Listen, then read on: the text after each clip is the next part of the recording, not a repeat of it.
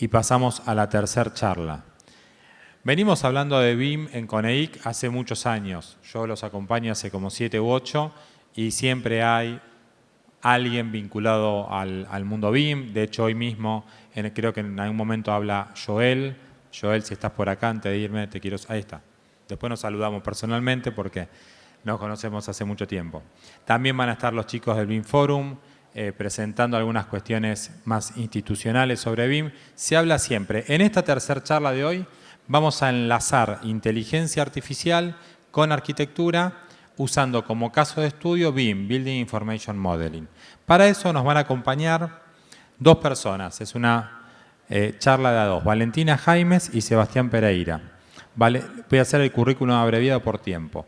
Valentina es BIM Manager en Santex, es arquitecta, especialista en BIM, participó en una gran variedad de proyectos, tanto en Argentina como en Emiratos Árabes, Italia, Estados Unidos.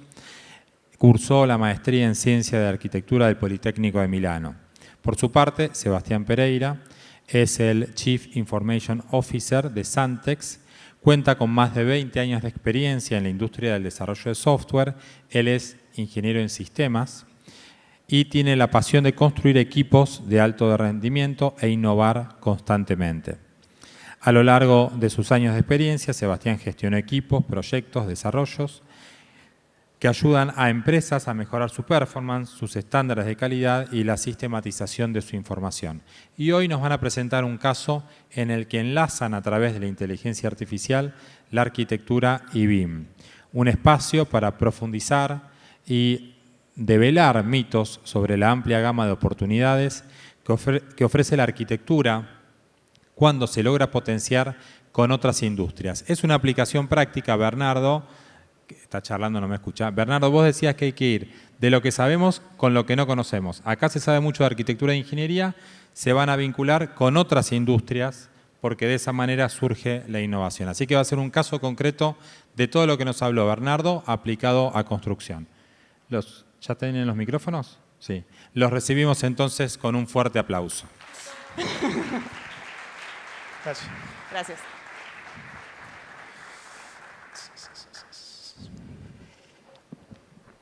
Bueno, buenos días, buenas tardes. Hola. Antes que nada, nos vamos a presentar, más allá de toda la presentación formal, porque a la hora de armar la charla nos pusimos en la sensación de, bueno, ¿qué es lo que uno siente cuando se está por recibir, no? O sea, esas dudas, 1.000.000. Por lo menos yo tenía 1.000.000 de dudas. Como igual el nivel de estrés que tengo en este momento. ¿Qué hacemos, digamos? Slide? ¿Qué hago ahora? O sea, estoy a 3 meses de recibirme. ¿Qué va a pasar, digamos? ¿Qué va a pasar? Tal cual. Bueno, ahí una foto, la tuve que buscar después de varias idas y vueltas, y cómo terminé ahí arriba del camello, que esa es un poco, la historia de cómo terminé ahí. Cuando estaba estudiando no sabía muy bien qué era lo que iba a hacer a nivel profesional, a decir verdad. Sabía que no. Y por esas cosas de la vida, que me acuerdo un profe me dijo en un momento, te vas a especializar en tu primer trabajo. Nada, no creo. Puede ser, sí, no. Y así terminó siendo. Tuve la chance de empezar a aprender un software, Revit, muchos de ustedes lo deben haber escuchado, que en ese momento es más, el logo tenía otro color, o sea, hace muchos años atrás. Y un cliente nos pidió empezar a trabajar, una cosa y otra, flexibilidad, aprender YouTube, así era. Y así terminé en un viaje a Dubái, que fueron al principio 6 meses y después terminé viviendo como 4 años allá. Y de vuelta, muchos cambios, distintos trabajar, siempre como arquitecta, pero utilizando una metodología, ¿no?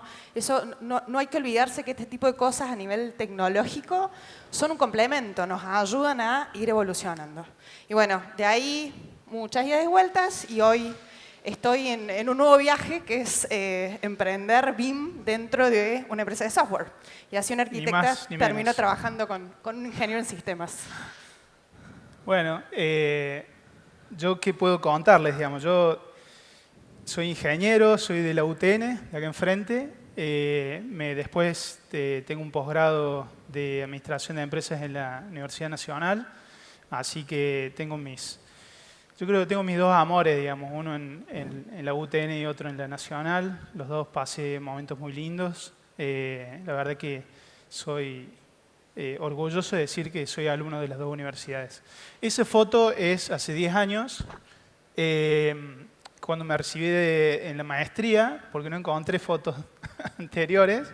Tengo 45 años y debe haber alguna foto impresa en alguna caja. Igual. Pero bueno, ese estaba digital, esa persona que está ahí es Walter. Walter es nuestro director general de Santex y lo conocí en el posgrado y bueno, de a poco lo fui involucrando en la empresa, en Santex y en otra empresa más.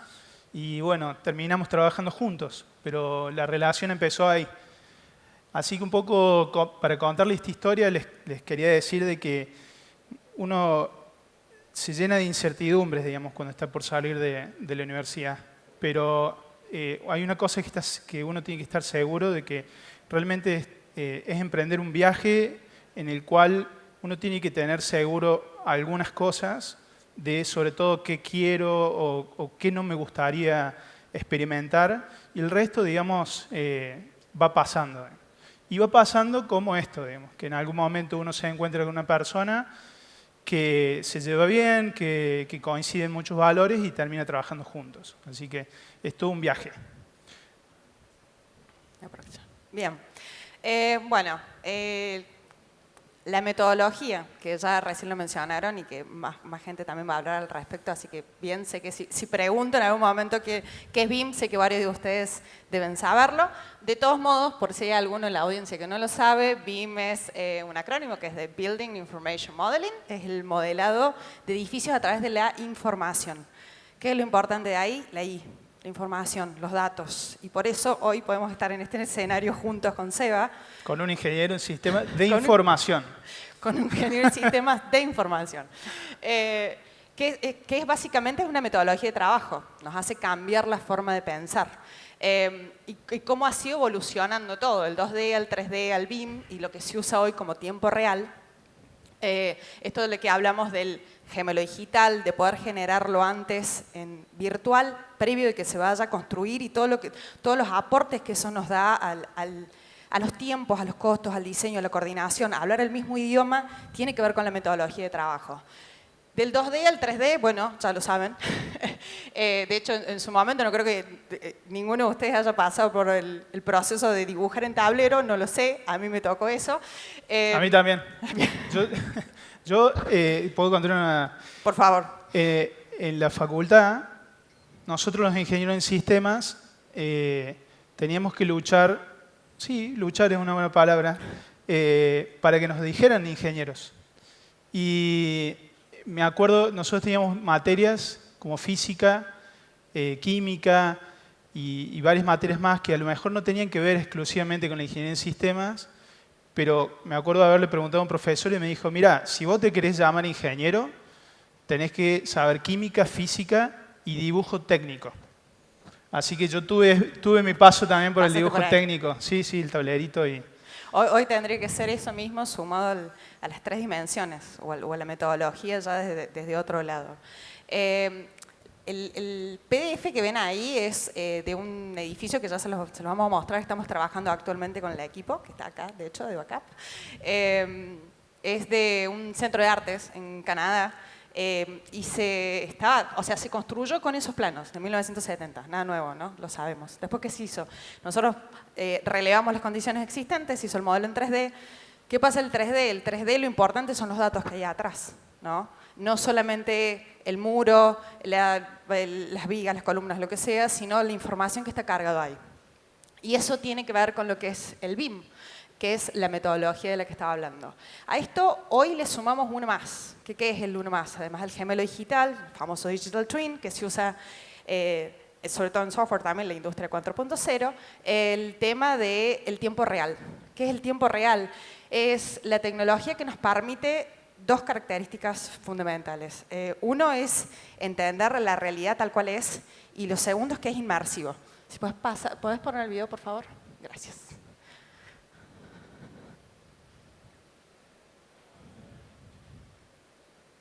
Eso es el proyecto en el cual recién les comentaba que habíamos empezado a trabajar desde un PDF. Se modeló en Revit y se hizo esto en Unreal y en Lumion, ¿sí? ¿Qué es lo que nos permite el tiempo real? Es lo inmersivo. Ahora, en toda esta evolución de lo que nosotros vamos pasando del 2D al 3D, el 3D al BIM, al tiempo real, lo importante es cuándo usamos cada una de estas herramientas. Cuándo es importante el 2D, cuándo es importante el 3D. En este tipo de casos, ¿qué nos sirve?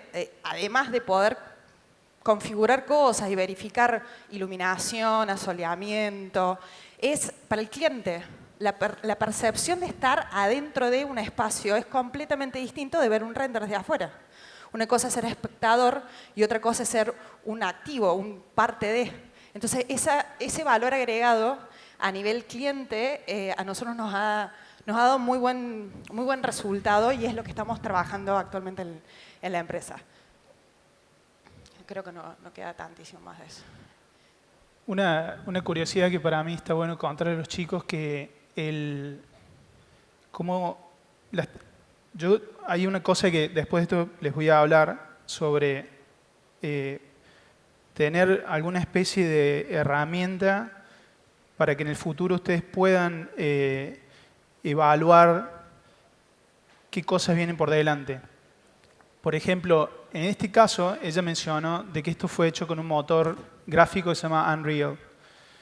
Y no sé cuántos de acá juegan juegos. ¿Muchos o no? Levanten la mano. 1, 2. Menos de lo que yo pensaba, creo, ¿no? Pero hay muchos juegos que ustedes juegan en PlayStation o en PC que tienen el motor ese por detrás. Y lo que les quiero decir es que un poco de lo que vamos a hablar ahora es que yo quiero que después de que hablemos esto, mi objetivo es que ustedes sean conscientes de que hay un mundo que se mueve de determinada manera y que ustedes deberían hacer el esfuerzo por observar algunas de esas características y hacer las paces con algunas otras, digamos. Pero Unreal surge, digamos, en el campo de los videojuegos y se vuelca, digamos, a otra industria. Disrumpe otra industria.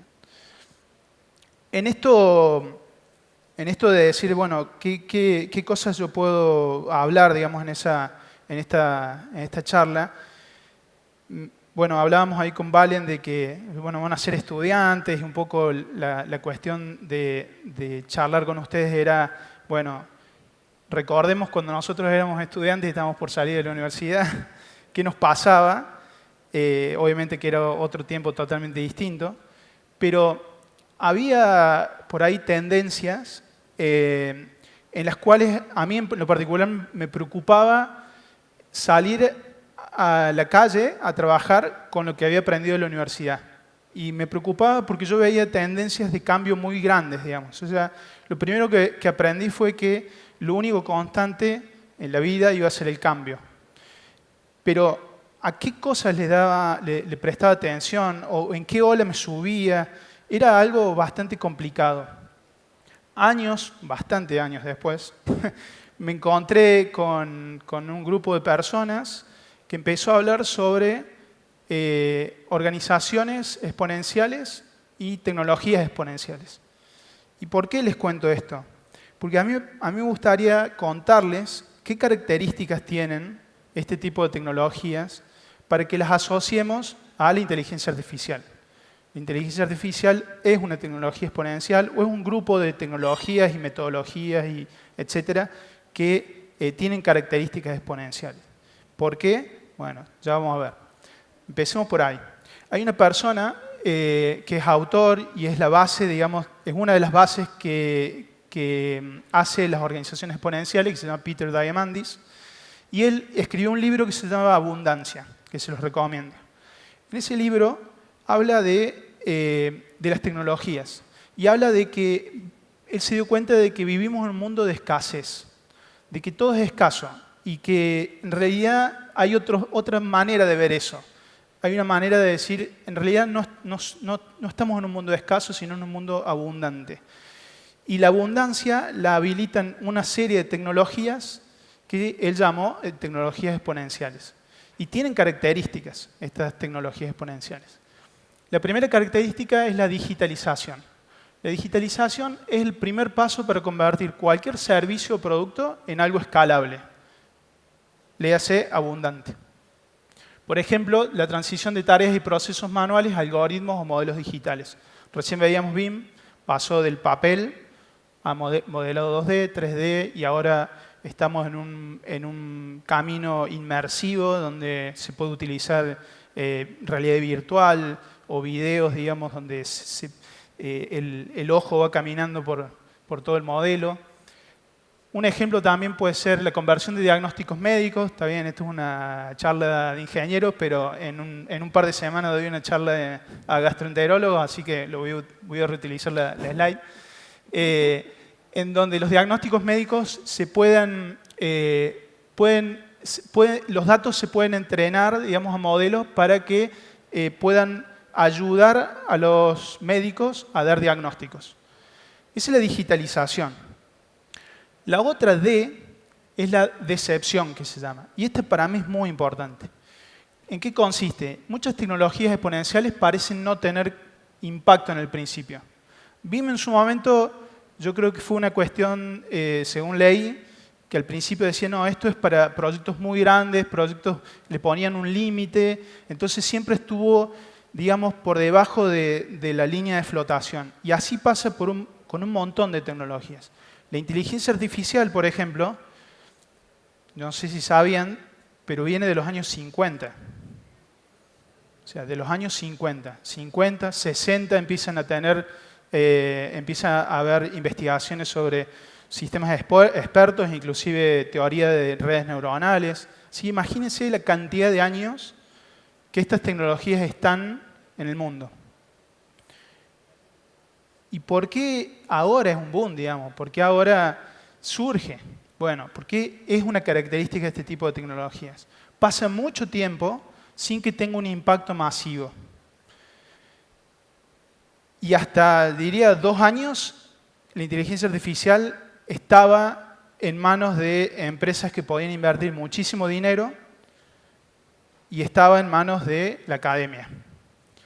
En los ámbitos académicos y de investigación había mucho y hace muchos años. De hecho, nosotros trabajamos con FAMAF para el desarrollo, digamos, de nuestras habilidades de inteligencia artificial. Sponsoreamos una diplomatura también de datos y venimos trabajando con ellos hace muchos años.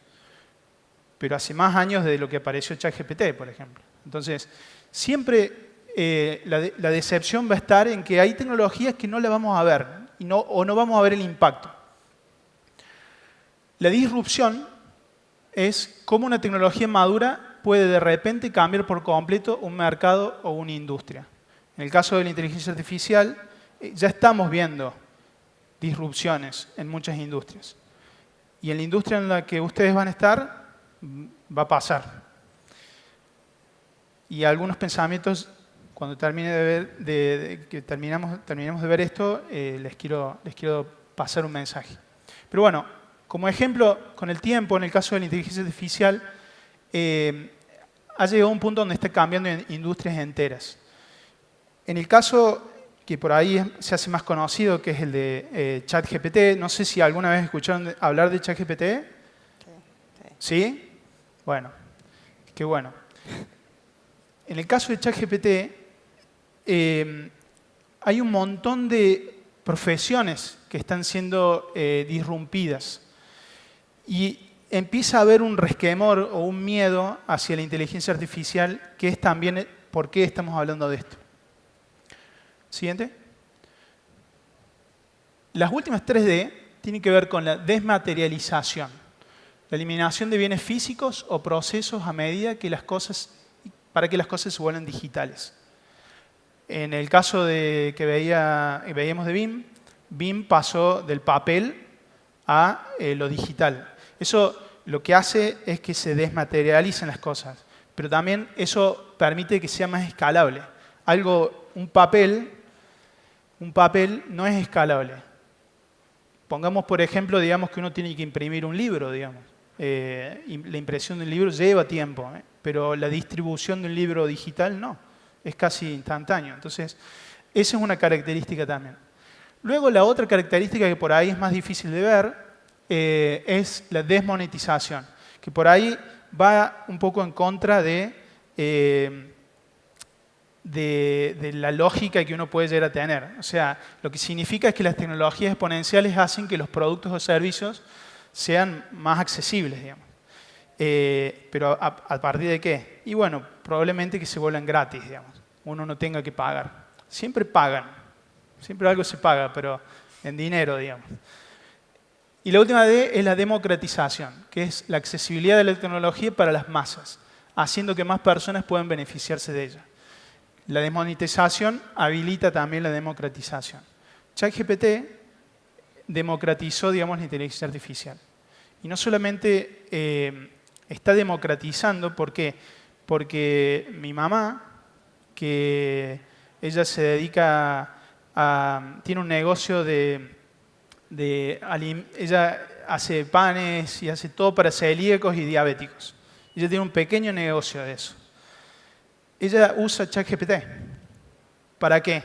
Y bueno, le dice, mira, tengo esta receta, tengo estas cantidades, estos son los precios del litro de leche, el maple de huevo, etc. ¿Cuánto? Y cuesta tanto. Yo lo estoy vendiendo tanto. ¿Cuánto tengo que aumentar si la inflación del mes pasado fue del 7%? Yo le enseñé a hacer eso porque el año pasado me tenía que sentar con ella. Cada vez que yo iba, yo soy de Villa Mercedes, San Luis. Cada vez que yo iba a Mercedes, me sentaba con ella con un Excel y hacíamos todas las cuentas.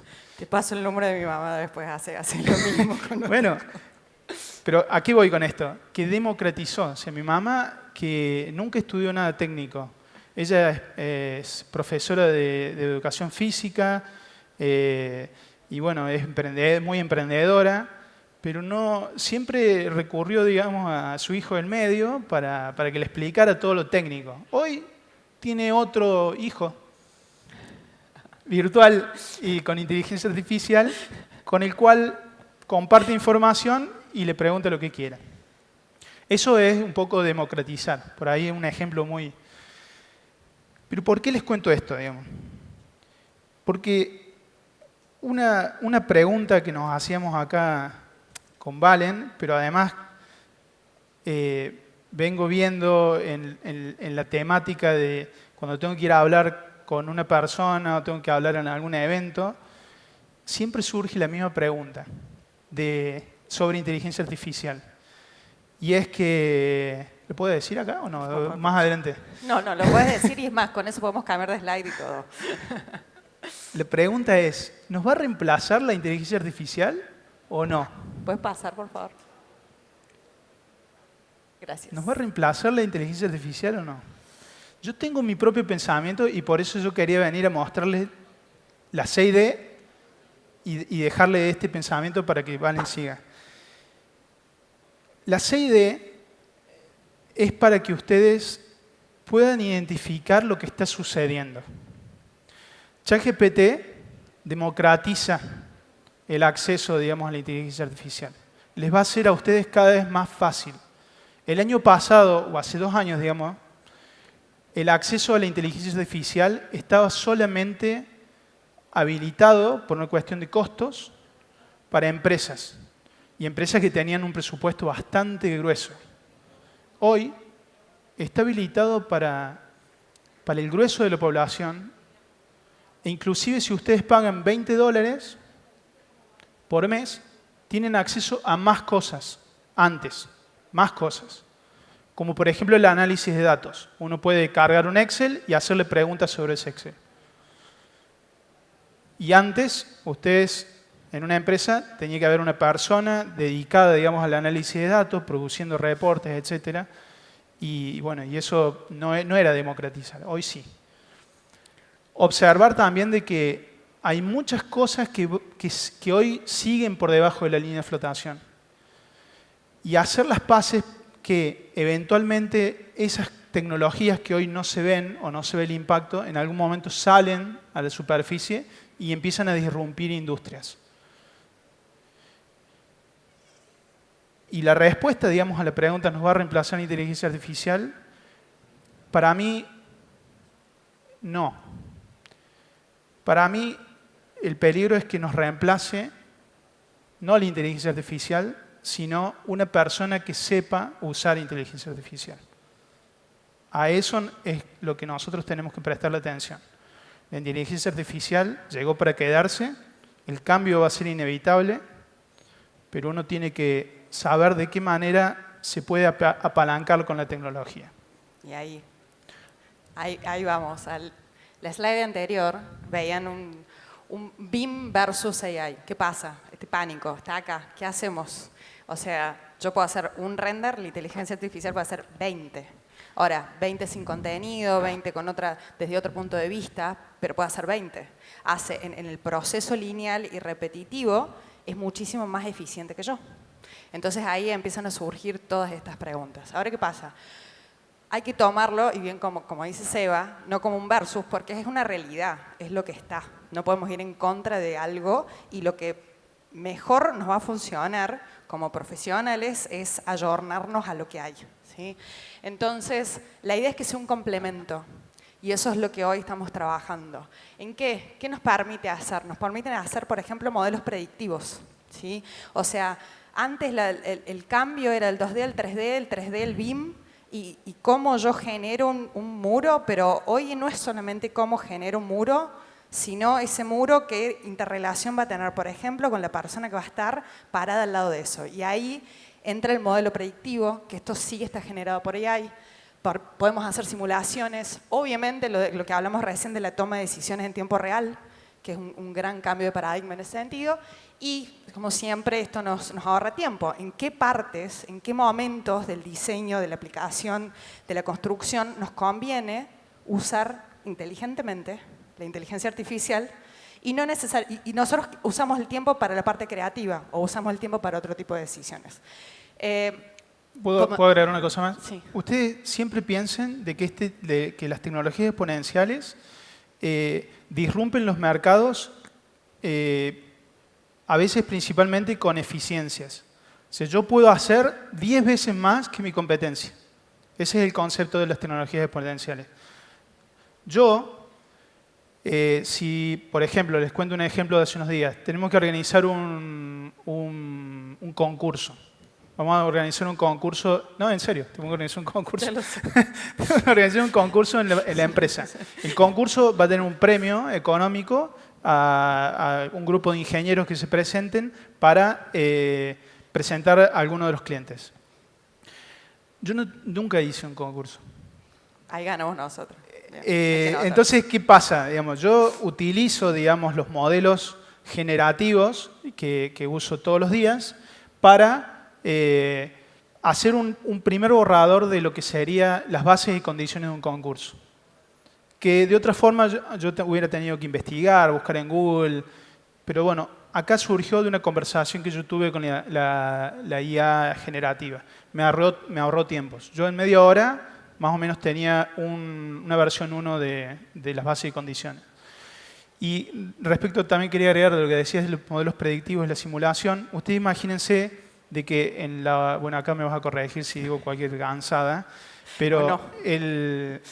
Cuando ustedes están en operación de un edificio, pueden tener modelos de diferentes componentes que simulen, digamos, su desgaste o en tiempo real ustedes puedan poner diferentes sensores en los edificios que alimenten de información un modelo y que ese modelo en tiempo real empiece a analizar cuándo es necesario hacer determinado mantenimiento o predecir, digamos, una falla, etc.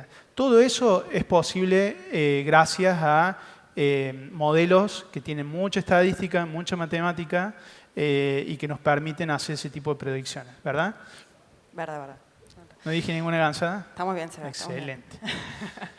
Bueno, para cerrar es básicamente compartirles estos procesos que nosotros estamos viviendo internamente en la empresa. Es una realidad, así trabajamos en el día a día. Y sobre todo que tengan en cuenta esto. En su momento, hace muchísimos años atrás, yo tuve la posibilidad de, a través de un software, de una metodología particular, se me abrieron 1.000.000 de puertas. Hoy, si acá 10 años, 15 años, ustedes tuvieran que hacer esta misma charla, quizás su punto de inicio va a ser la inteligencia artificial. Piénsenlo de ese lado y, bueno, muchos éxitos. Bueno, muchas gracias. Vamos a ver.